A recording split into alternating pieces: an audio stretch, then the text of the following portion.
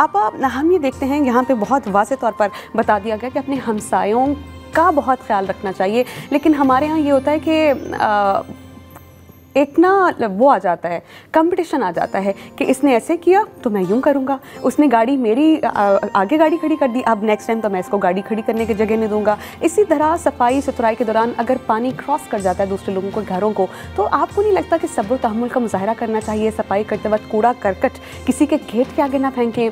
बच्चे फिर होते हैं कि तंग करके चले जाते हैं कि बेल्स बचा दी किसी की, तो कोई घर में बीमार है, सोया हुआ है, रेस्ट करना चाह रहा है, कितनी अजियत उसको होती है अगर वो उठ के आए बाहर और बाहर फिर देखे कि किसी ने शरारत की थी। और हैं कौन? आपके अपने हमसाए। तो क्या हुकूक है हमसायों पर?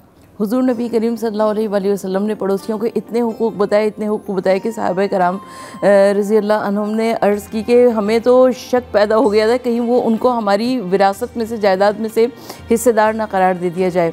तो मोमिन वही होता है जिसकी ज़बान और हाथ से दूसरा मोमिन तकलीफ़ ना पाए।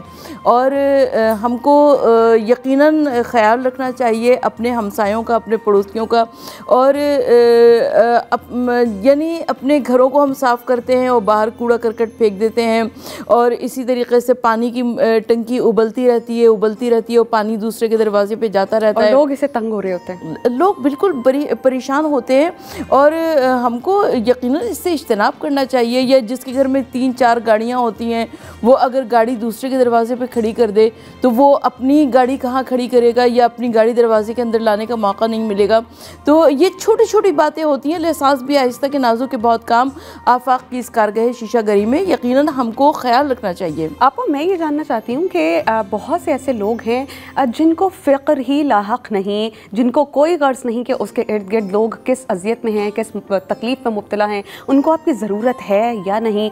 कोई सवाली आपके दर पे आया है कि नहीं, वो अपनी दुनिया में मगन है। तो जो लोग हुकूकुल इबाद से गफलत बरतते हैं, हमारे मज़हब में उन अशख़ास के बारे में, उन लोगों के बारे में क्या वईद है? देखिए, पहली बात तो ये कि वो लोग जो कि हुकूकुल इबाद से गफलत बरतते हैं, इसका मतलब ये है कि वो आखिरत के ऊपर ईमान नहीं रखते और वो सिर्फ दुनिया को ही सब कुछ समझते हैं। दुनिया की ज़िंदगी कितनी है? 60 बरस, 70 बरस, 80 बरस, ये तो बहुत ज़्यादा मैंने बताई है। वरना आजकल तो नौजवानों की कितनी ज़्यादा अमवात की खबर मिल रही है, 20 साल, 30 साल, 25 साल, 40 साल। तो हमको कोशिश ये करनी चाहिए कि हम जितनी भी ज़िंदगी मिली है उसमें दूसरों के हुकूक अदा करते जाएं, और जब दूसरों के हुकूक अदा करेंगे तो परवरदिगार आलम भी हमसे राज़ी रहेगा। आपा, कल आपने चूँकि डेथ का जिक्र किया, हमें अपने अगले लम्हे का नहीं पता कि आपको ज़िंदगी नसीब होगी कि नहीं। मेरी एक फ्रेंड है, उनके कज़न की डेथ उनकी आंखों के सामने हो गई क्योंकि वो खाना खा रहे थे और इस दौरान बात कर रहे थे। तो जो एक ट्रांजिशन होता है ना कि सांस की नाली में खाना ना जाए, जब निकलते हैं ना तो अल्लाह पाक एक पर्दा दे देते हैं सांस की नाली पे। तो आपा वो नहीं आया और उनका खाना सांस की नाली में चला गया और उनके हाथों में उनकी डेथ हो गई। तो हमें पता नहीं अगला लम्हा हम जी भी सकेंगे कि नहीं। आपा, कल मेरी एक एक्स कोलीग से मुलाकात हुई and she was telling me about the death of her husband.